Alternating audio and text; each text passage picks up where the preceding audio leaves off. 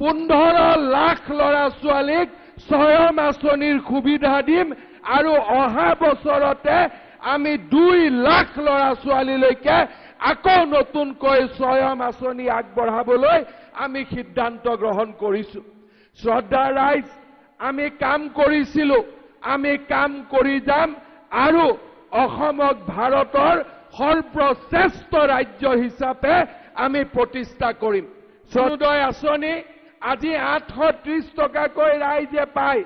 আমি সিদ্ধান্ত লৈছো যিবিলাক মহিলাই আজিও অৰুণোদয় আঁচনি পোৱা নাই তেওঁলোকক আমি অৰুণোদয় আঁচনিত সামৰি ল'ম আৰু মাহত পৰ্যায়ক্ৰমে আমি 3000 টকালৈকে আমি লৈ যাম। সেই কথাও আজি আপোনালোকক আমি ঘোষণা কৰিছো।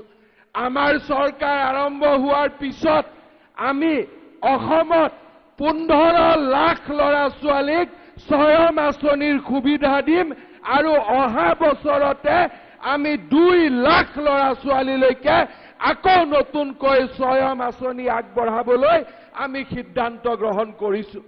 শ্ৰদ্ধা ৰাইজ, আমি কাম কৰিছিলো, আমি কাম কৰি যাম আৰু অসমক ভাৰতৰ সৰ্বশ্ৰেষ্ঠ ৰাজ্য হিচাপে আমি প্ৰতিষ্ঠা কৰিম।